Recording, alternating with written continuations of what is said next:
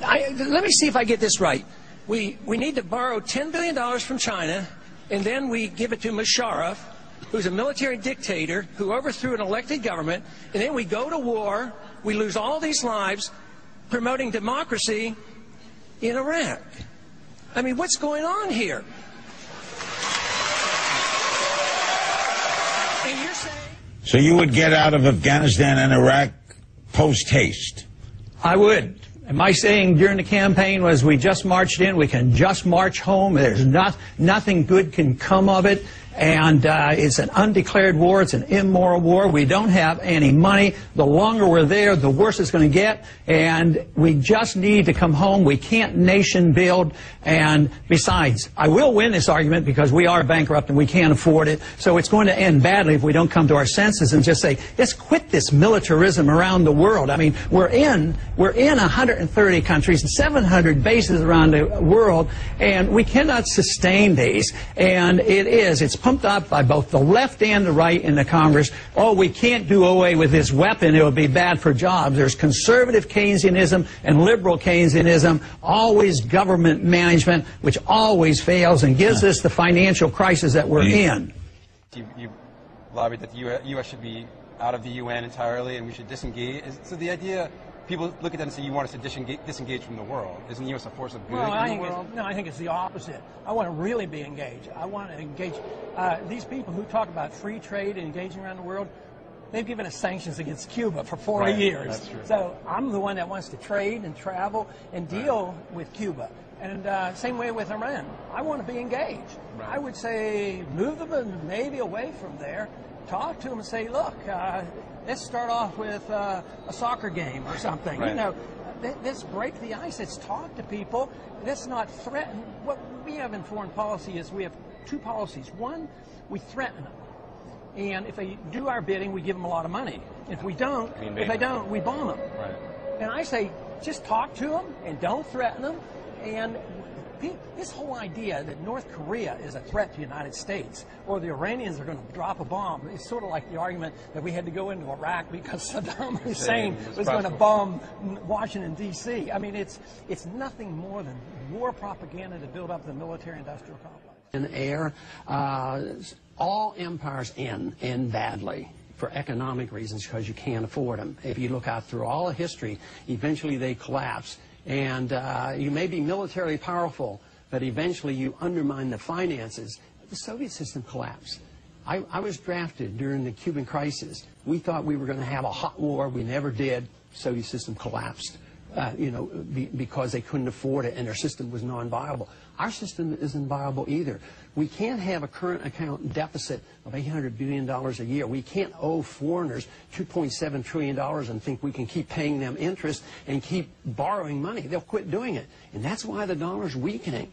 And that's why we face a major crisis. And all I want to do is stop it from collapsing. And that means you have to change foreign policy. You have to save a lot of money if we want to tide some people over here. The only way we can take care of the people who are sick and dependent on government programs is by cutting somewhere else. And I say we have to cut our empire back in order to save our economy here. In a transition, and I talked about this in the campaign, in a transition, because we have so many people so dependent on government, say the elderly.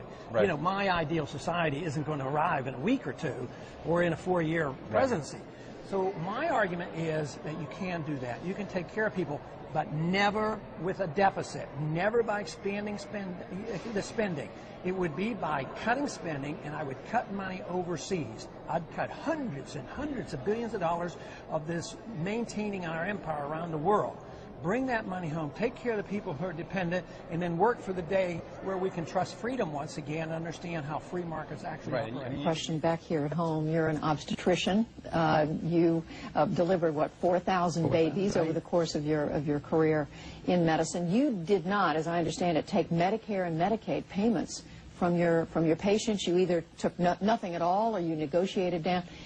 Are these programs you would do away with, Medicare, Medicaid? And if so, what would you... No, but I would have a transition period. Like I said before, I'd cut money from overseas and allow people who are totally dependent to have this care.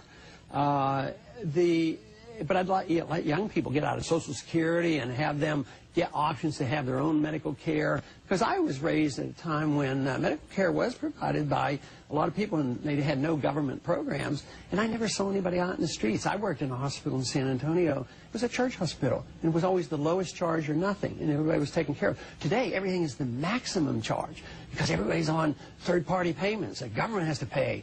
And nobody says who's the government, but the government can pay, so everybody gets the biggest bill possible, and everybody gets extra tests. So we have a system now that just encourages very, very expensive medicine, and it diminishes the chances of the poor people to have medical care. So get the federal government out of medical payments altogether. Eventually that is the case, but certainly in the transition period, that's not my goal, is to attack those programs. Matter of fact, I'm the only one that offers a way to pay for it. Right now, they just add on. The Republicans gives us prescription drug programs, and the Democrats gives you S-chip, and they don't have any money. They're going to print that money. That's all they're going to do. They can't even tax anymore because we're taxed to the hill. So they're going to print the money, create the inflation, and cause the cost of medicine to go up. We're on a foolhardy course that has to be changed. What global responsibilities, if you were president, should the United States have? Does the U.S. have a role around the world? Sure it does. It should be friends with people. We should trade with people. We should try to sort things out diplomatically. But we don't have the moral authority or the constitutional authority to impose our will. We shouldn't be either bribing them with our donations and foreign aid, and we shouldn't be threatening them. If they don't do what we want, we bomb them. I'm offering something different, something the Founding Fathers offered, and that is neutrality. Talk to people and trade with people and negotiate with people, but not to have these two choices of either subsidizing them with foreign aid or threatening them with violence if they don't do as we tell them. The government does have to do something. I think we're very panicked. I think the electorate is clearly nervous. The government has to do something to kind of lay their fears, or we'll never get on track, right? Yeah, and that is true, and we could if we had some sensible people here.